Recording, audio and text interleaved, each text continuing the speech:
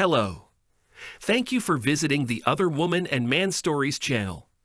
Don't forget to subscribe. And here we go. Jennifer turned 35 this year. Together with her husband Michael, they celebrated 10 years of married life.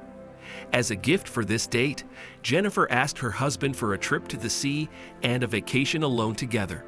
However, Michael could not leave his business even for a couple of weeks, so he offered his wife to go on a trip without him in the company of her best friend Emily. Jennifer, without hesitation, happily agreed to such an offer. She immediately called Emily, and the girlfriends discussed convenient dates for both. Then they booked a tour to a fashionable resort hotel located right on the seashore.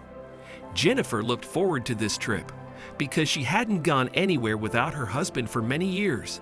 Their joint vacations traditionally took place only together. Settling in the hotel with Emily, Jennifer immediately felt a surge of energy and anticipation of an interesting vacation. The girlfriend was also happy to have a good time and relax because in her everyday life, there was not enough strength or time for it. They chose an adults-only hotel, focused on entertainment and evening events for guests. The girlfriends felt young and carefree again, plunging into the atmosphere of celebration and freedom that reigned in this place. Already on the first evening at dinner, the ladies decided to celebrate the beginning of their vacation and ordered a bottle of good wine. But one seemed not enough to them, and they quickly drank it, after which they asked the young waiter to bring them another bottle. The guy smiled at them roguishly in response, winked, and left to fulfill the order. "How good that we did not take them with us on this trip," Emily said, meaning their husbands. "Exactly, it's much more fun this way." Jennifer laughed in response and handed her friend a filled glass. They clinked glasses and enjoyed the wine with pleasure. The girlfriends' plans included noisy parties, the sea, tanning, and of course, alcohol. They decided to start with the latter item right that evening. First on their list of entertainments was a visit to the nightclub, located on the premises of their hotel. Entering there, the ladies found themselves in a huge room with loud music. Around them, many vacationers danced cheerfully. Jennifer and Emily also joined this crowd and started moving to the rhythm of the music. Soon a young muscular tanned man with fair skin and hair approached them. "Can I meet you?" he addressed the ladies. His appearance reminded them of a Greek god who descended from Olympus to have fun among mortals. At first, Jennifer hesitated whether it was worth making acquaintances, but quickly came to her senses, recalling that she and Emily had just decided to relax to the fullest, so that at least for a while they could return to carefree youth. So she gave the stranger the go-ahead to talk. It turned out that the man's name was Christopher, and he had arrived at this hotel just a couple of days before the girlfriends. Chris's charm instantly captivated Jennifer, and she fell under his spell. All evening, Christopher did not leave her side for a step, spun her in a dance, hugged her, led her to the bar, where he treated her with more and more cocktails. By morning, he lured Jennifer to his hotel room. They woke up there together in the afternoon, and by lunchtime, Jennifer was completely convinced that this vacation would indeed become one of the best periods in her life. During these days, she and her girlfriend Emily intersected infrequently. They usually only saw each other at breakfasts and dinners in the hotel restaurant. There they shared the latest news, laughed a lot, and whispered to each other, like in the good old days when they were 16 years old. Chris said he's leaving the day after tomorrow. Jennifer told her friend sadly, "It's a pity to part. I'd like to spend more time with him."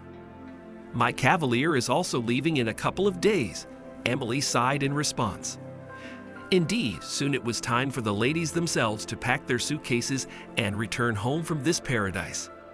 Jennifer really didn't want to leave this place and part with Chris. She felt that it was right here, next to him, that she again felt truly happy and alive. Their last night together turned out to be especially sensual and romantic. Towards morning, on the balcony of their room, where they sat in soft chairs with glasses of wine, Jennifer even shed a tear. "I don't want to leave here. I would stay in this paradise forever." Morning came. It was time to say goodbye. By mutual decision, She and Chris specifically did not exchange contacts, so that everything experienced between them during that week remained only in memories as a bright flash. Jennifer was sure she was doing the right thing. Returning home after the trip, for some time she consciously stopped communicating with her friend Emily, so as not to remind herself of what had happened. But Jennifer's feelings for her husband, Michael, seemed to flare up with new force after she returned.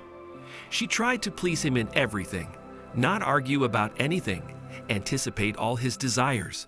But deep down, Jennifer understood that she was only trying to drown out the feeling of guilt that tormented her from within with such behavior. Michael had his own small but promising business that he had been developing for several years and investing all his strength and time into it. Sometimes for work, he had to establish partnerships and cooperate with other companies. One of these partner companies belonged to the husband of Jennifer's friend Emily.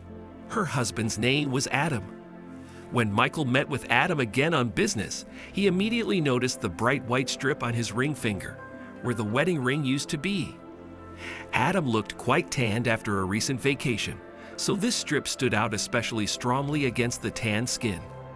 "What happened to your ring?" Michael asked. "Didn't your wife tell you this news?" Adam wondered in response. "Emily and I broke up and filed for divorce last week, so I took my papers back, including the divorce papers."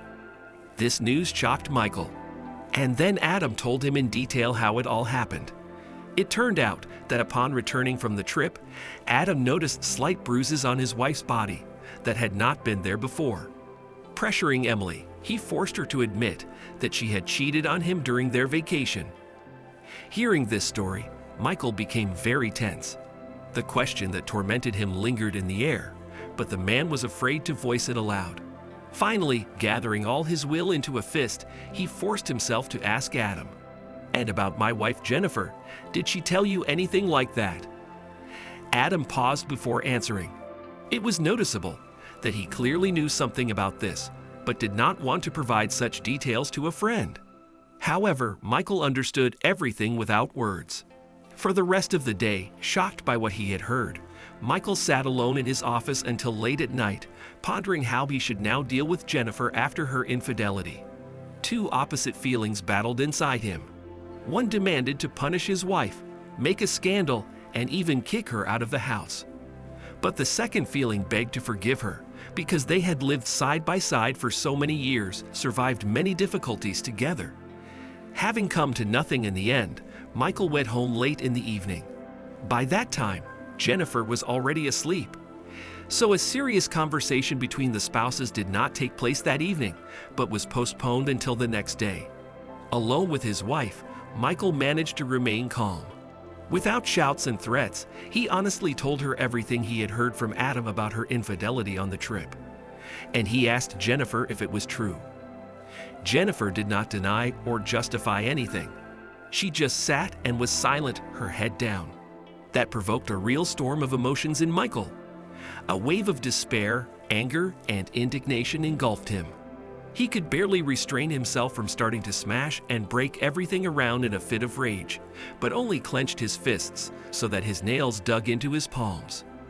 So they sat in complete silence in the kitchen for about an hour, each immersed in their own thoughts. Then Michael, having calmed down a little, asked Jennifer if she wanted to preserve their marriage after everything that had happened or not. Jennifer quietly replied that she wished for this more than anything in the world. After thinking, Michael stated that for the sake of their long relationship, he was ready to try to forgive her and give them another chance. But in fact, it turned out to be much more difficult to do this than just make a promise. In the following weeks, they had to practically rebuild their relationship from scratch and relearn to trust each other. Michael struggled with his resentment and bitterness. He kept lashing out at Jennifer over trivial things, and in arguments he could shout that she was now a fallen woman who had betrayed and disgraced him with her infidelity. After such words, Jennifer would cry for hours in her room, and Michael would later apologize for the cruelty, although deep down he did not feel remorse for what was said. One day, in another outburst of resentment and anger, Michael decided to take revenge in order to somehow restore justice. One evening at a bar, he entered into a relationship with a young woman who was clearly not against an adventure for one night. But after that, Michael realized that he had only humiliated himself with this act, and it would not save their shaky relationship with Jennifer. It became clear that their marriage was doomed and could no longer be restored after such mutual betrayal. So in the morning, Michael honestly confessed to Jennifer what had happened and voiced his decision to divorce. It seemed to him that his wife even sighed with some relief in response to this news. Over the past few months of trying to fix the cracked foundation of their relationship, they had both become very tired and drained each other. As a result, the divorce went by mutual consent and without much contention. Michael sold his business in the city and moved to live in another place, while Jennifer stayed in their home alone. Now they both hope to start a new life with a clean slate and no longer miss their chance to find true family happiness. The main conclusion from this sad story is simple. Do not give your loved one a reason to cheat. Because a vacation by the sea without your second half, combined with alcohol and craving for adventure, can intoxicate almost anyone. The result will be ruined relationships and two spoiled destinies. That's the story. Share your thoughts in the comments about this situation and the behavior of the spouses. Don't forget to subscribe to the channel and be sure to like this video. It will greatly help promote the channel. Take care and have a wonderful day.